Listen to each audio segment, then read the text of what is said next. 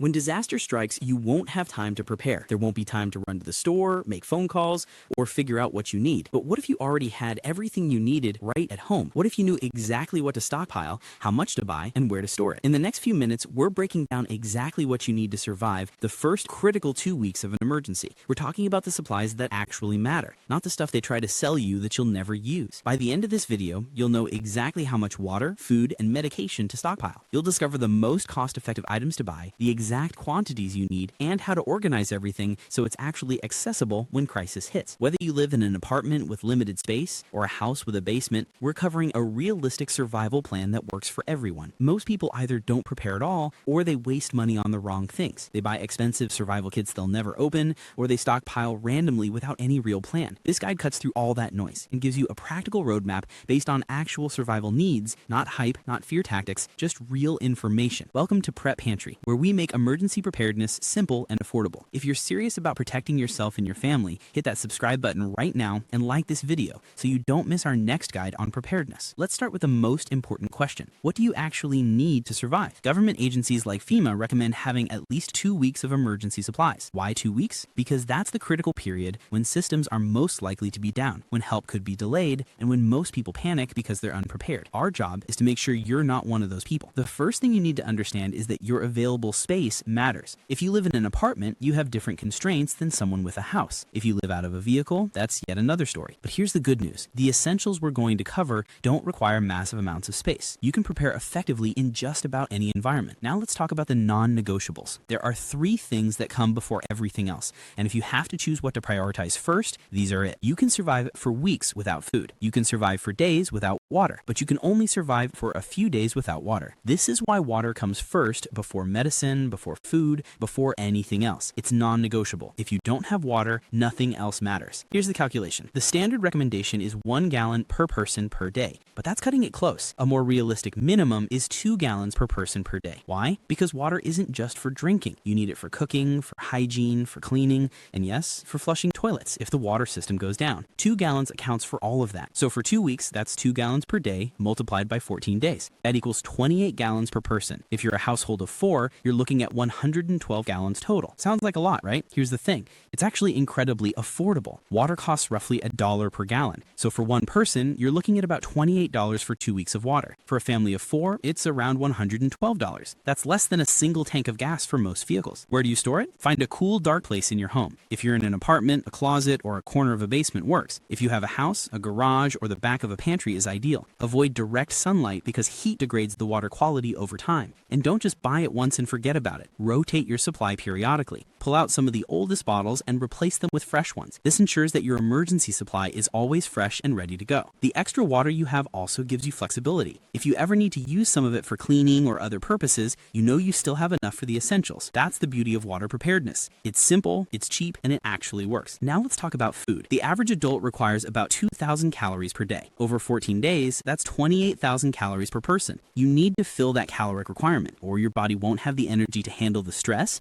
and physical demands of an emergency. The simplest solution is canned goods. Why canned? Because it's cheap, it doesn't require cooking if you don't have power, and it lasts forever. We're talking canned tuna, canned pasta, canned beans, canned vegetables. Pick whatever you actually like to eat because in an emergency you want comfort as much as nutrition. Let's do the math. A can of tuna typically has about 100 to 120 calories. A can of beans has around 200 to 250 calories. A can of soup or pasta has roughly 200 to 300 calories. So to hit 28,000 calories, you need to figure out your mix. If you average 250 calories per can, that's 112 cans for 2 weeks per person. Now, 112 cans might sound like a lot, but spread across 2 weeks, that's just 8 cans per day. And if you're feeding a family, you're buying in bulk anyway. The cost? You can find decent canned goods for 50 cents to $1 per can on sale. So you're looking at $50 to $100 per person for food that will sustain you through 14 days. If you want a premium option with longer shelf life, there are survival food buckets. Companies like Peak Refuel make base camp buckets that contain about 10,000 calories per bucket and cost around $130 each. For 2 weeks per person, you'd need about 3 buckets, so roughly $390. These are great because they have an incredibly long shelf life, sometimes 10 to 25 years. They're also more nutritionally balanced than random canned goods. But they require boiling water to rehydrate the meals, so you need to factor in fuel and water for preparation. The key with food is to actually rotate it. Check the expiration dates on your canned goods. Don't just buy it and forget about it. Use some of it in your regular meals and replace it. This keeps your emergency supply fresh while also making sure you're not wasting money on expired food. And here's something important. Choose food you'll actually eat. In an emergency, the last thing you need is to discover that you don't like what you stockpiled. Your stress is already high enough. Now we get to medication, and this is where things get serious. If you rely on medication to survive, whether it's insulin, blood pressure medication, asthma inhalers, or anything else, then medication is as essential as food and water. Without it, nothing else you've prepared matters. You need at least a 2-week supply of all necessary prescriptions and over-the-counter medications. If you're already on a regular prescription, this is actually not that hard.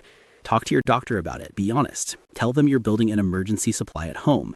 Most doctors will work with you to get you extra prescriptions that you can store. Some people use services like Jace Medical that specialize in helping people build backup supplies of critical medications. Store your medications in a cool, dry place just like you would normally. Keep track of expiration dates. If you're taking something regularly, rotate it the same way you'd rotate food and water. Use the older supply and replace it with fresh medication. Why am I emphasizing this so much? Because medication failures cascade. If you have diabetes and your insulin goes bad, or if you run out of it, that's not just an inconvenience. That's a genuine health emergency in the middle of what's already an emergency. If you have anxiety or depression and you run out of your medication, your mental health impacts your ability to make good decisions when you need them most. Prioritize medication. Get it done now before an emergency hits. All right, so you've got water, food, and medication locked down. Now let's talk about the systems that keep you functioning and safe. First up is power and lighting. In the modern world, your phone is a lifeline. It's your communication device, your information hub, your connection to the outside world. In an emergency, keeping your phone charged could literally be the difference between getting help and not getting help. So backup power isn't optional, it's essential. Traditional preparedness guides talk about batteries and flashlights. Those are still useful, but modern life has changed. Most of us use USB-powered devices. That's why power banks are incredibly practical. An Anchor power bank, for example, costs about $30 and gives you 134 watt-hours of capacity. That's enough for 6 or more full phone charges. I'd recommend having 2 power banks per person, so that's about $60 per 268 watt-hours of backup power.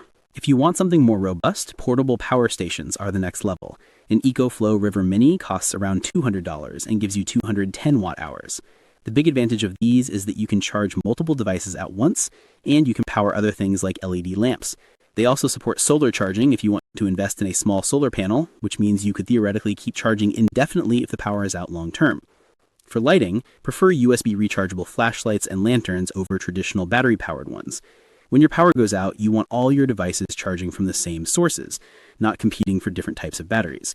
Candles work in a pinch, but they pose a fire risk if you're stressed and distracted during an emergency.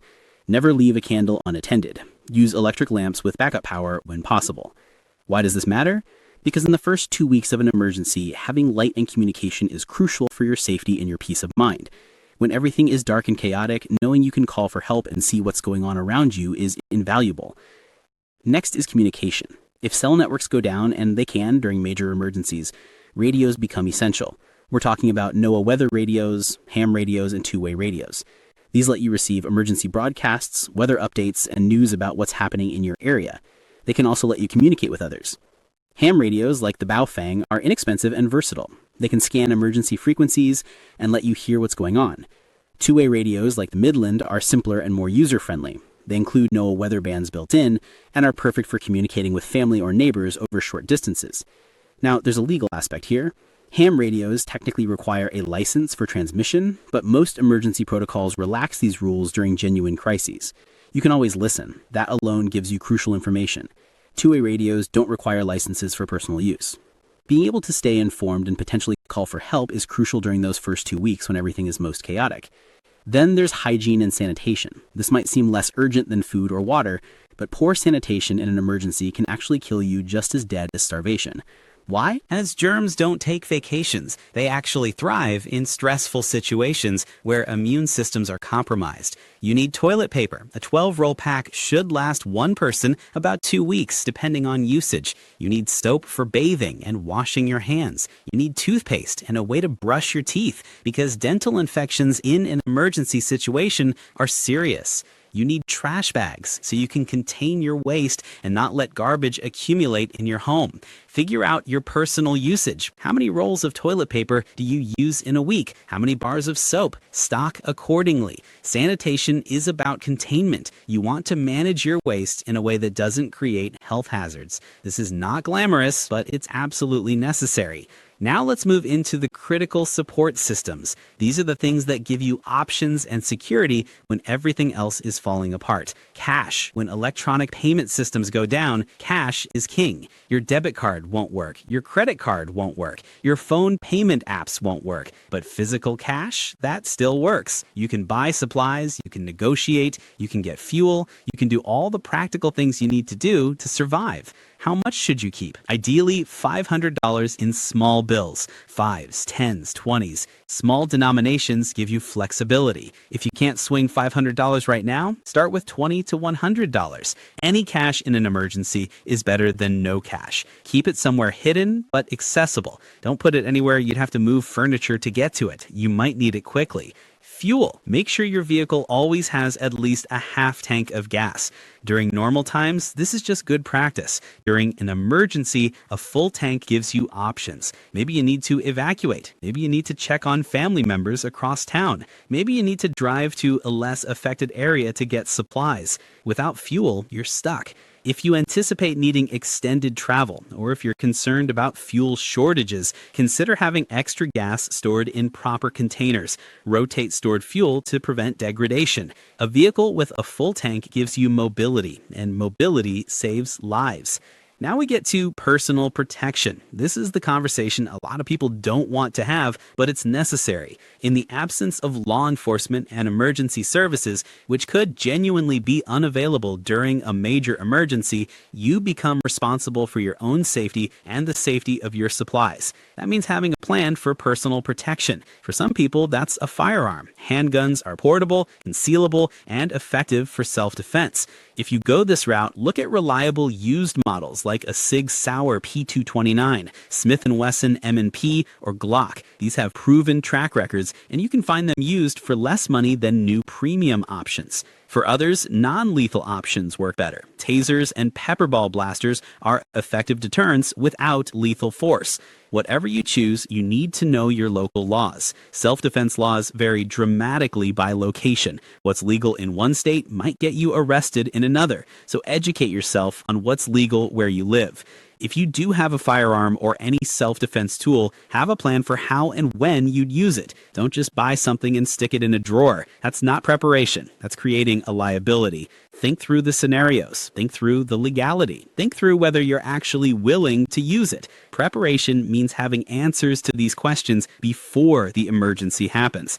Why does this matter? Because in a genuine long-term emergency, law enforcement might be overwhelmed, might be unavailable, or might be focused on different areas. Protecting yourself and your supplies becomes your responsibility. That's not pleasant to think about, but it's real.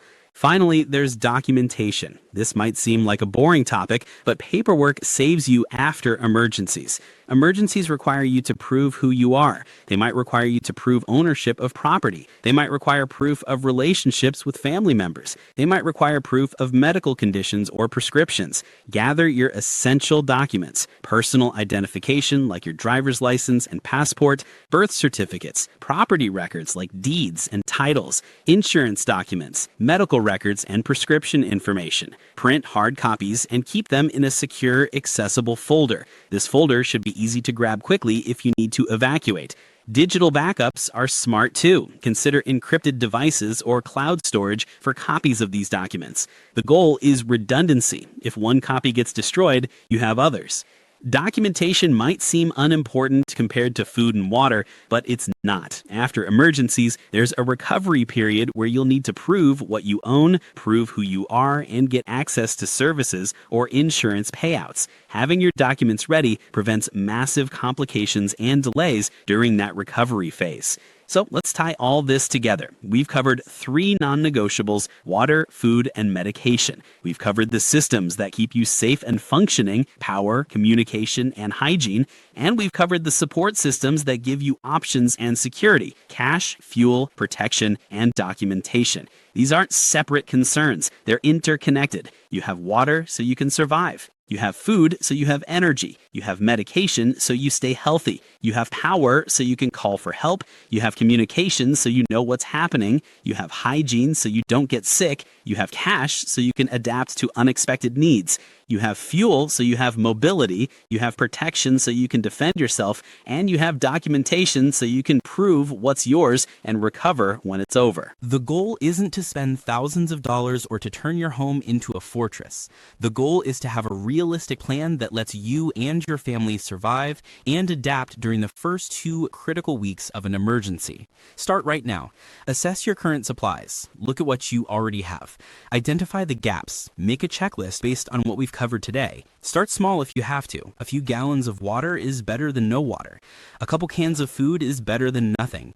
Every single item you add to your emergency supply increases your chances of actually being okay when something goes wrong. Budget for the essentials. Prioritize spending on what actually matters. Water, food, and medication come first, then power and communication, then hygiene and sanitation, then the support systems.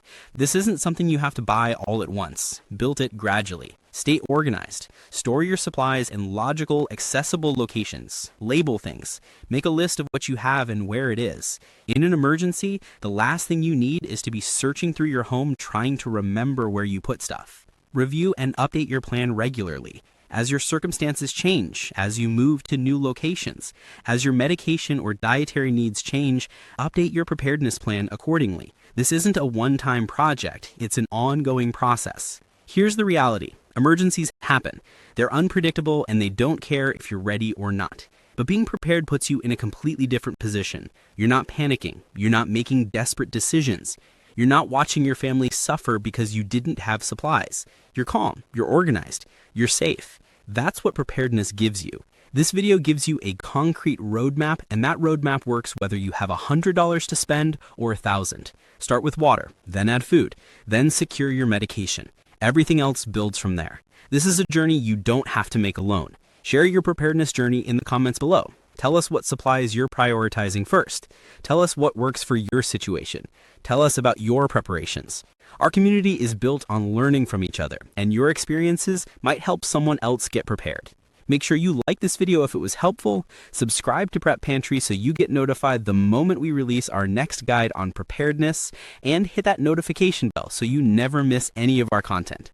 Thank you for being here at Prep Pantry. Stay safe, stay prepared, and we'll see you in the next one.